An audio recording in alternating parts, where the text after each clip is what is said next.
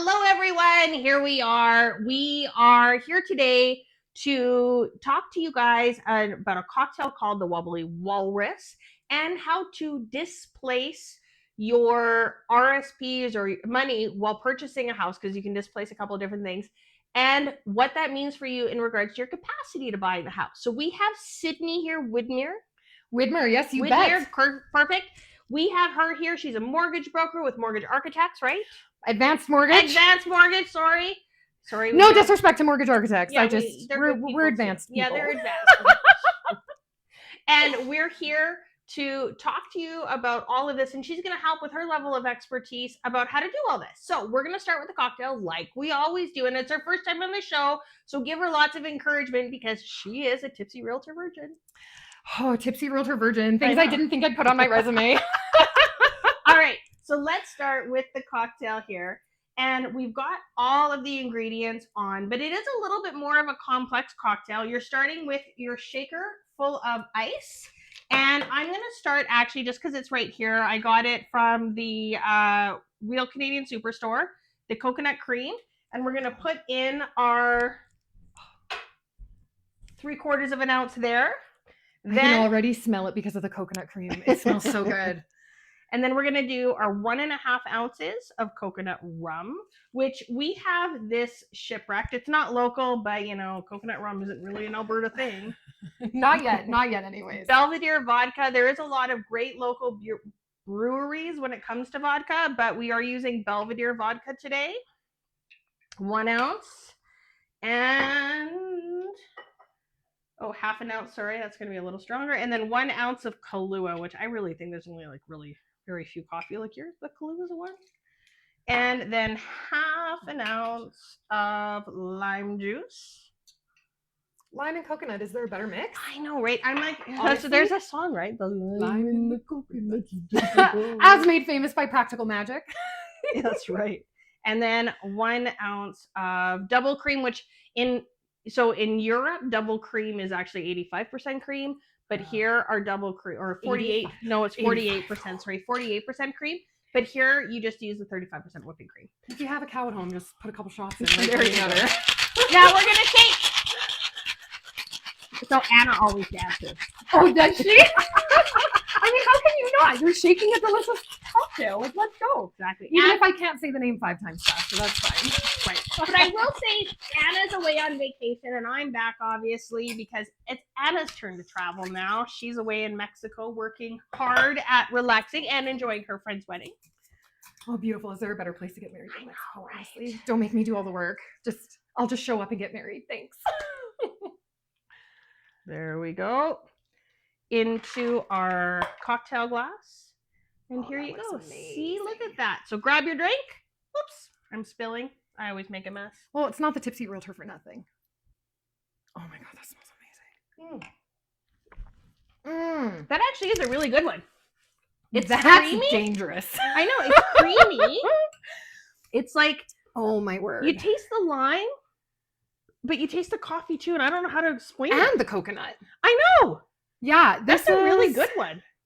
So this is going to make an appearance at girls' night.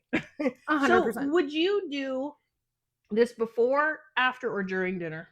Is this like a Greek cocktail? I think it would be a Greek cocktail because it would be one that would take you back. Absolutely. I feel like this is a good one for before dinner because then it immediately relaxes you as if you're on a tropical vacation. Because I'm shocked at how tropical it still tastes with the Kahlua. Yeah. I'm blown away. Because when I saw the Kahlua come out, I was like, I'm not convinced. Yeah. And here it is. Yeah, that's actually, I give that one a total thumbs up. I'll probably make that for Clint tonight. Oh, it's usually my rating, is I make it for Clint. Lucky son of a bee. All right, so now that we've done our cocktail, we are on to talking about our conversation on how to displace money to buy a house. So, absolutely. The easiest way is your RSPs. And we love a good RSP tax break. That's why we're all contributing to it every single year. But people always come to me and they're like, well, how can I really leverage it? And you can withdraw your funds, repay them within the same tax year, and boom, it equates to an interest-free loan. 100%. Pros and cons, obviously. Yeah. It's not a strategy that we would certainly recommend for just anybody looking to do this. I would say... And you don't do it without a plan. And you don't do it without a plan, because when I say you have to repay that within the same tax year, I'm not joking. That is a humongous tax bill if you're not able to repay that. Well, they withhold the 30% when you first take it out. So let's say hypothetically you're taking out 25,000, or let's say 100,000. They're going to withhold 30,000. You're only actually getting $70,000 in your bank account. So make sure you take that into account when you start withdrawing the money out of your RSP. But then you actually do have to pay back the 100,000. Right. And exactly. And that's how you kind of sneak in that tax break. So as soon as you hear the words, you have to repay it, that means you do need that $100,000 in contribution room. Otherwise, you're going to get dinged on that as well. Exactly. But when you go into your taxes, the 30% they withhold, that $30,000, they're going to give back to you once you file your taxes.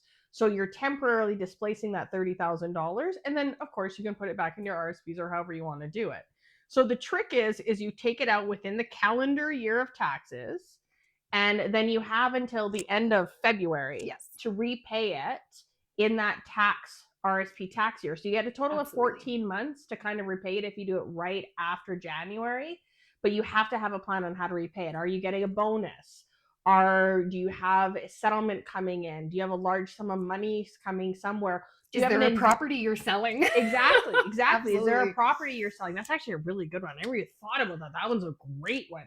Or here is another thing is, do you have an investment coming due and you can't take it out when you need to buy the house, but you can take it out within that calendar year because the investment's turning over to a value. I'm hearing GICs here. Exactly, right? Big Like time. These are all the things that you can use this displaced money for. Now, obviously you can use the displaced money to use it for anything, but I would say, like, we're talking specifically about how to buy a house. And a lot of times people think they don't have a down payment when they do.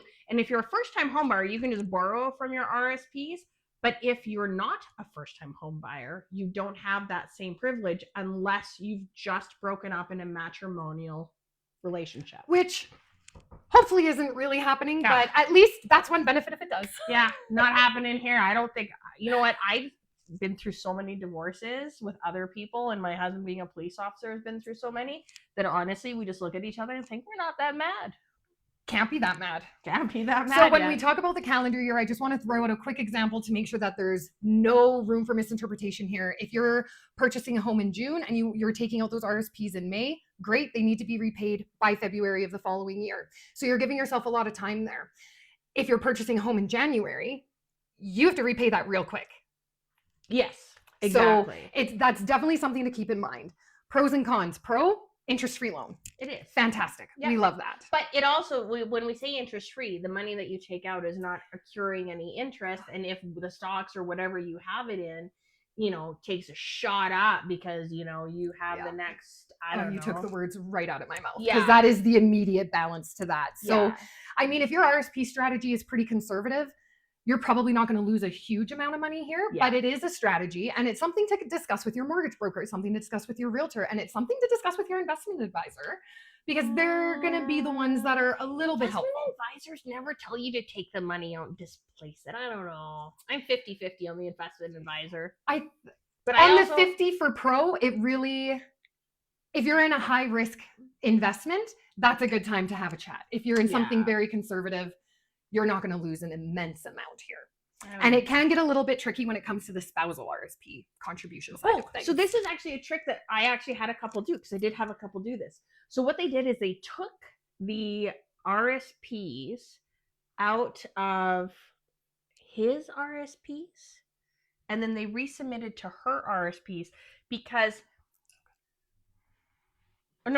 they took it out of hers and resubmitted to his because her tax rate was lower.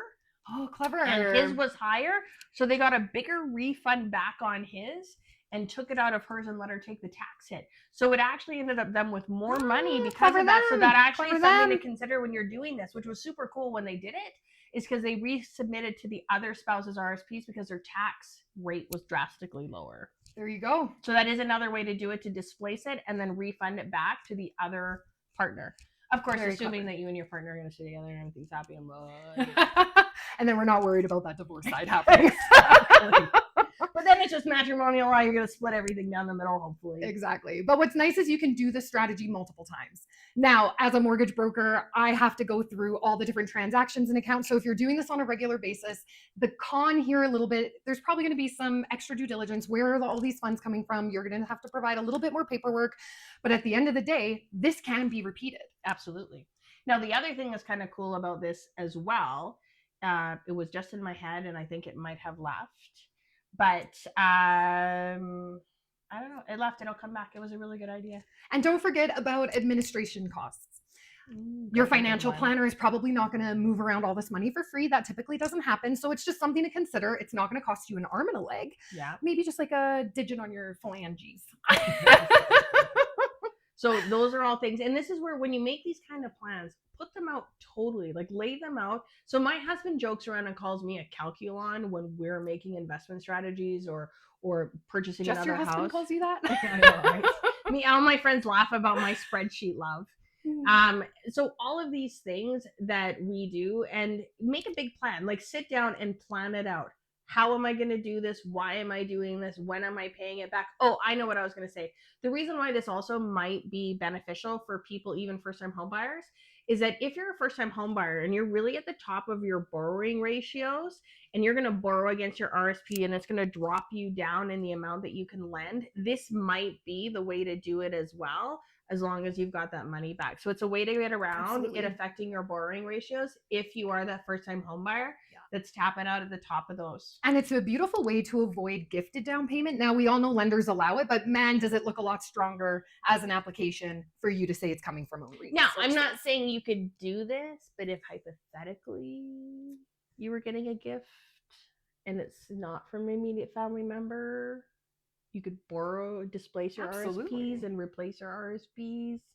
And it's not a gifted down payment. So, because it does have to be from immediate family members. And even if you have a strong familial relationship with like an auntie or an uncle, it is still a little problematic. Yeah, so it's a beautiful way to just, we're all about strategies here. We're all about creative thinking. And it's not fraud.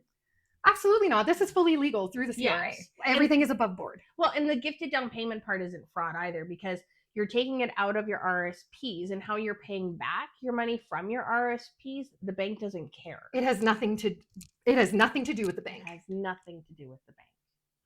So those are some fun strategies. I really like this. This was actually a really good conversation. Oh, I love creative thinking. I know. I love it. But here's the other thing. We talked about first-time homebuyer savings accounts, which are new and everyone's trying to figure them out. But this is a big thing I always tell everyone about the first-time homebuyer savings account.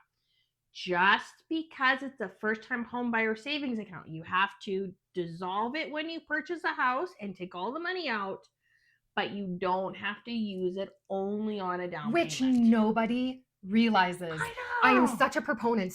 Like, if you're a first-time buyer, go sign up for it today. Put in your first $8,000 this year. Do it again in January. And then what's beautiful about it, there's no holding period. You can just dissolve it as quickly as you want. And who doesn't love a tax break? Who doesn't? Oh, and we forgot to mention, on your RSPs, they're not going to let you take out of your RSPs and dissolve stuff that you owe money on. Correct. It has to be like free and clear of any loans or anything, but they don't do RSP loans anymore, do they? They don't do loans. Not typically. You have to have an immense RSP for anyone to consider that. Yeah, so they don't do the RSP loans anymore. They used to do it where you would buy the RSPs and then you would use the loan as the RSPs as a collateral for the loan, but they don't do that anymore. So technically, once you buy your RSPs, even if you have the loan, if you qualify, technically you can still take it out. Exactly. So would that be a way of getting around the borrow down payment? Is you make the loan, throw it into RSPs, wait the 90 days, and then pull it out? Absolutely. Oh, this is so much Absolutely. fun. We need to drink together more often. Threaten me with a good time.